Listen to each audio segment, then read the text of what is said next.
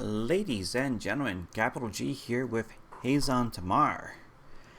He's going to be my stand-in for House Atreides. This is the first of my 3 Dune-themed decks. And this was quite the challenge when you choose to build a commander deck, themed off of a TV series, book series, what have you. You've got to find that delicate balance between functional cards and flavorful cards. And having to do this 3 times, one for each of the 3 major houses featured in the book Dune. That proves to be quite the challenge. I've got 2 of the decks completed, and I am just putting the final touches on the 3rd one. So hopefully have all 3 of those done in the next week and a bit and up. But let's start, of course, with Hazezon Tamar representing House Atreides. So we got ourselves a 7-mana commander with only 2 power and 4 toughness. That doesn't seem so great. But at the beginning of our upkeep, let's not use the old text. Let's use the errata text. When Hazezon Tamar enters the battlefield, we get X/1/1 Sand Warrior creature tokens that are red, green, and white at the beginning of the next upkeep.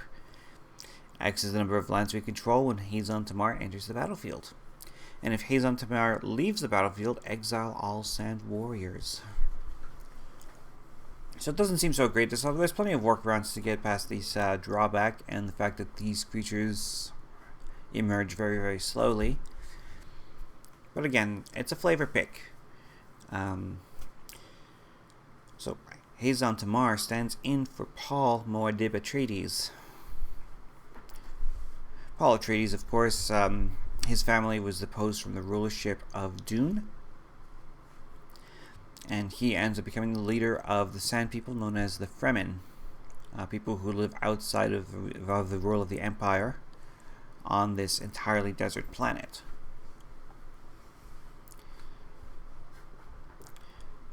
So there's our Sand Warriors, by the way. The Sand Warriors are red, green, and white. Keep this in mind because this is important for a few cards. Let's talk a little bit about the other characters. I've kept all of the legendaries and planeswalkers in the sideboard just to kind of more easily talk about who they are. And I've also have a very specific condition as to who becomes a creature and who's a planeswalker. So let's start with our creatures. I have Argus Cuss standing in for Duncan, Idaho. One of Paul's mentors and personal guards. Excellent fit mechanically, as well as he provides all attacking red creatures +2/0 and all attacking white creatures +0/+2. I have Samut, Voice of Dissent here as well. Standing in for, and I've got everybody's names here, Chani. Chani is the woman that Paul takes as his wife, and Samut is the perfect stand-in. Someone who is strong, aggressive, and is a member of her people. Also, being able to provide all other creatures haste is valuable in this deck. So, both good theming and good function here. And I have Sidar Kondo standing in for Gurney Halleck. Again, a very, very close aid to Paul. And again, very functionally useful as it makes it so that creatures with power 2 or less cannot be blocked except by creatures with flying. So, there we go. As for our planeswalkers, let us start with Elspeth. So, what I did with all 3 of these decks, if the character was a member of the Bene Gesserit, a sort of religious order that's with the primary goal of continuously birthing daughters until they reach the point where they birth a son that is supposed to be incredibly powerful. That happened 1 generation early with Paul, but again, long story and I'm not going super into depth. But the Bene Gesserit, if the character I'm representing is a member of the Bene Gesserit, they are going to be a planeswalker. And so Elspeth, Sun's Champion, is the perfect stand-in for Lady Jessica. Lady Jessica is Paul's mother. And again, all abilities useful, especially the ability to destroy creatures of power 4 or greater, very useful in this deck. The emblem, if we ever get there, super powerful. And of course, being able to call more soldiers to her aid. Again, perfect fit. We've also got Chandra, Awakened Inferno. Chandra is representing Paul's sister, Alia. And Alia was born out in the desert after Elspeth drank, quote-unquote, the water of life. And ended up infusing many powers into her from birth. So Chandra, Awakened Inferno is the correct flavor choice and a very powerful planeswalker indeed. Use that +2 to give our opponents emblems where they take a damage on every upkeep. And you can give them multiple emblems too. Being able to deal damage to non-elemental creatures. Or being able to deal targeted damage. And exiling the permanent that's dealt damage this way. Super powerful card. And very useful here. And very flavorful. From here on out, I'm not going to go in depth on the lore. But note that in the world of Dune, and in fact the entire empire around it, there are no autonomous machines. Everything has to be human manned. They had a just know that there are no machines that run themselves. They are outlawed. So with that in mind, let's go talk about our artifacts. I do have a whole bunch here, mostly for mana fixing, with things like Arcane Signet. I have the Black Blade Reforged here, a piece of equipment that ties nicely into the lands theme. Again, for mana fixing, we got the Boros Signet, the Commander Sphere, Crucible of Worlds. We are playing a lot of lands. Some of them go to the graveyard, so we're going to replay some of those lands. The Dragon Throne of Tarkir to be able to power up all of our Sand Warriors once we get to that point. Expedition Map helps us get specific lands. We have a lot to choose from. The Groll Signet. Hammer of Perforos, another way to give our creatures haste and also a way to sort of bring the land to life. Horn of Greed. Whenever a player plays land, that player draws a card. Again, we have lots of lands, so we'll be able to take a little bit more advantage of this than our opponents, generally speaking. Mirage Mirror. Okay. Everything takes place in a desert. Selesnya Signet. The Looter Scooter. Smuggler's Copter. Why not? Be able to get a little 3/3 flying piece of vehicular combat. Soul Ring, of course. The Strider Harness to give a creature +1/+1 and haste. The Talisman of Conviction, again for mana fixing, as is Talisman of Impulse and Unity. Thematic Compass, it's a great way to search out more lands. And we always have the possibility of transforming this into the Spires of Araska. Lastly, running Throne of the God Pharaoh, especially once we get Hazezon Tamar and the Sand Warriors out. And that is pronounced Hazon, not Hazazon, but for whatever reason, I keep slipping into the 3-syllable pronunciation. Going into creatures, a lot of creatures native to the world of Dune are sandworms, and I do have a few larger creatures to stand in for the sandworms, including Edo and Basker. This is one I haven't really seen at a commander table, but this looks real nasty. Whenever this enters the battlefield or attacks, you get energy for each creature you control, and you can pay energy to give it +1/+1 until end of turn. Note that this sucker has trample. Big, dumb creature. Love it. The Eidolon of Countless Battles. Nice little bestow ability. Enchanted Creature. So either the Eidolon if it's a creature, or the creature it is enchanting will get +1/+1 for each creature you control, and +1/+1 for each aura you control. Pretty sweet. Enlisted Worm. Again, just a dumb creature. It has Cascade. So cascading down from 6, you never know what you can get. Gilded Ceradon. If this attacks, if you control a desert or there's a desert in your graveyard, target creature can't block this turn. Spoiler alert, lots of deserts amongst our lands. Greater Sandworm, just the name alone is perfect. The fact that this can cycle if we draw it too early is also pretty nice. Knight of New Alara. Again, this is a really, really spicy piece, I think. Each other multicolored creature you control gets +1/+1 for each of its colors. Remember, the Sand Warriors are 3-color creatures. This is a +3/+3 anthem for our Sand Warriors. Mana Gorger Hydra. Again, perfectly thematic here. The more our opponents try to influence the board, the bigger this gets and angrier it gets, so perfect. Odric is here. I put this in the wrong place, but Odric is in fact Duke Leto. Duke Leto, of course, being Paul's father. Unfortunately, I don't have a way of representing his sacrifice. But a very, very effective creature here, especially since we're going wide. So being able to force our opponents to block in any way we choose, aka not at all really, is perfect. Running the Ramanap Excavator is another way to get lands from our graveyard onto the battlefield. Ramanap Hydra, again representing one of the sandworms, and so many keywords. The fact it also gets boosts when you have deserts in your graveyard and deserts on the battlefield. Pretty cool. Sand Strangler. This enters the battlefield if you control a desert, or if there's a desert in your graveyard, deal 3 damage to target creature. So a little bit of incidental removal and a little bit of incidental combat. The Savageborn Hydra. Again, worms are big and angry, so Savageborn Hydra is one of the biggest and angriest.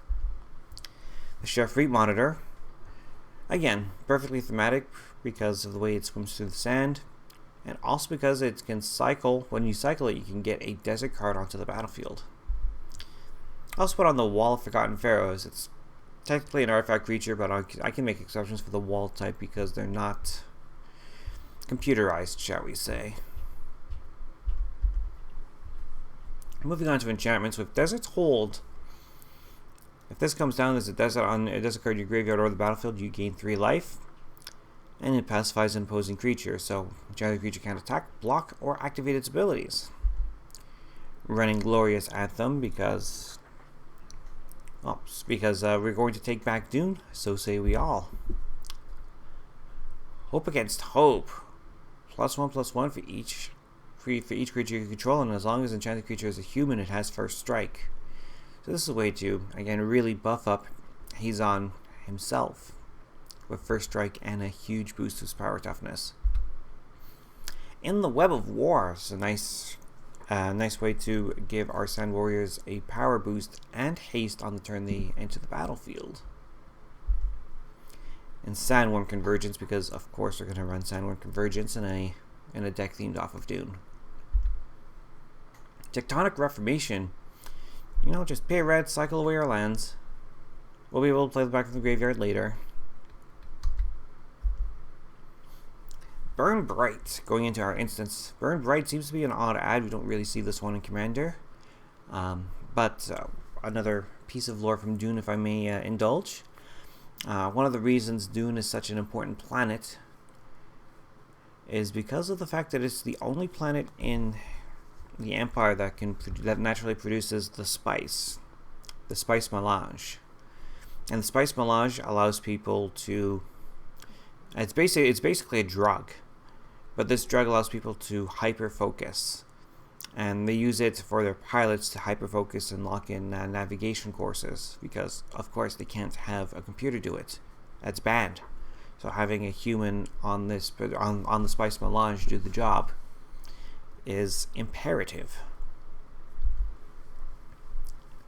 Long Road Home. Exile target creature, and at the beginning of the next end step, return that card to its onto the battlefield and its owner's control for 1/1 counter on it. So a weird thing with Hazezon Tamar is that when it comes into play, its first trigger goes on the stack, but only resolves on your next upkeep. And I didn't put in any, say, sacrifice or repeating ways to return Hazezon to your hand. But with Long Road Home, you can before his first ability resolves, blink him out and get a second trigger on the stack. Might of the Masses. Again, we're going very, very wide here, so target creature gets +1/+1 for each creature you control. Makes one of those wide creatures go tall. Otherworldly Journey, same as Long Road Home. Sandblast, just for the name alone, deal 5 damage to an attacking or blocking creature. That should take down most things. Secure the Wastes, seems perfect here. X11 white warrior creature tokens onto the battlefield. Lands, running a lot of them, we're running 37 here. So we got Blossoming Sands. Command Tower, of course. Cradle of the Accursed, the first of our many deserts. We can sack this off for a 2/2 zombie creature token if we need to. The actual desert, deal 1 damage to an attacking creature. We can only activate this ability at the end of the combat step. Still, that might be enough to finish off a creature that we don't quite take down. Desert of the Fervent, so it naturally cycles on its own. Desert of the Indomitable, same deal. Desert of the True. Dunes of the Dead, when this is put to the graveyard from the battlefield, create a 2/2 zombie creature token. Endless Sands. We can exile a creature that we control by paying 2 and tapping this, or we can pay 4, tap, and sacrifice the Endless Sands to return each creature card that we've exiled with Endless Sands to the battlefield. Field of the Dead. It just seems to fit, especially with the wide variety of lands that we have. Running 5 forests, a Grasping Dunes, which can sacrifice itself to put a -1/-1 counter on a creature if we ever need to.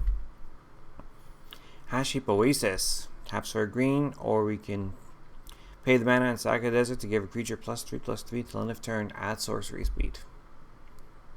Hostile Desert, we can exile a land from our graveyard to turn this into a 3/4 elemental creature token. Not a token, but just a creature. 5 mountains, I Painted Bluffs, because it's a desert. 5 plains, a Quicksand. Target attacking creature without flying gets -1/-2 until end of turn. Ramanap Ruins. Zaps all our opponents. Scavenger Grounds, sacrifice a desert, exile all cards from all graveyards. Yes, while we do have a plan to replay lands from our graveyards, it's not that important, so we can sacrifice our graveyard if it means shutting down the Marin decks of the world. Jeffrey Dunes, sack a desert, and all our creatures get +1/+1 until end of turn. Again, at sorcery speed, but hey, an Anthem on a land? Sure. Sunscorched Desert, and this enters the battlefield, deals 1 damage to a player. And the Survivor's Encampment, just because it's the desert. Temple Garden, representing the city. Temple of the False God, again, just to wrap us up, because the deck is a little mana intense. And that's our lands. Going into sorceries with Beneath the Sands. We can cycle this away, or we can get a basic land card and put it onto the battlefield tapped. Cathartic Reunion. Discard a card, discard 2 cards, draw 3, of course. Cultivate. We are cultivating the Spice Melange. And Desert Twister, it just fits. Explore, allowing us to play an additional land this turn and drawing a card. Farsake, we can go get a Plains, Island, Swamp, or Mountain and put it onto the battlefield tapped. Hour of Promise. It's one of those rare instances where we can actually get the zombies from this card, and also being able to pull out 2 more lands, any lands. We're not restricted on which 2 lands they are, is very sweet. Map the Wastes, another 3 mana sorcery that lets us get a basic land card, but also lets us bolster one of our creatures. And Overrun, because of course we're going to run Overrun when we're trying to go wide. And Splendid Reclamation, return all land cards from our graveyard to the battlefield tapped. Sylvan Scrying lets us go get any land card, doesn't have to be basic. Put it in our hand. And that covers it. And that is my take on House Atreides. Next up, of course, will be the Harkonnens, and then followed up by the Carinos. So I'm going to try to get all 3 of these decks knocked off, especially since we're getting to another busy Magic season with Zendikar Rising. Those previews have already started. We've also seen a little bit of Commander Legends, and there's going to be a lot to do when those 2 sets hit. So I'm going to try to knock out all 3 of these Dune decks, and then take a little break, and then once these new sets release, get back to work. Such is the plan. So with that in mind, I hope you enjoyed. I hope I didn't overwhelm you too much with Dune lore, because there is a lot. Of course, there's some Dune fans here being like, you barely touched on the story. You're right. I barely touched on the story. It's huge. But I definitely encourage anyone who has not read the books to read the books. If you've not seen the movie yet, it's good, but let's wait for the Denis Villeneuve movies, because nobody's quite gotten the book to screen adaptation quite right. The movie was pretty good, but obviously very, very compressed. There was also a mini-series, which, I don't know. I don't know if the story is really meant for TV. Again, I can't complain about the miniseries. It tried to cover as much as possible, and it didn't feel rushed, but it felt dragged. So the movie felt rushed, the miniseries felt dragged. So let's see what Denis Villeneuve can do. With that in mind, guys, I will see you next time with House Harkonnen. Bye for now.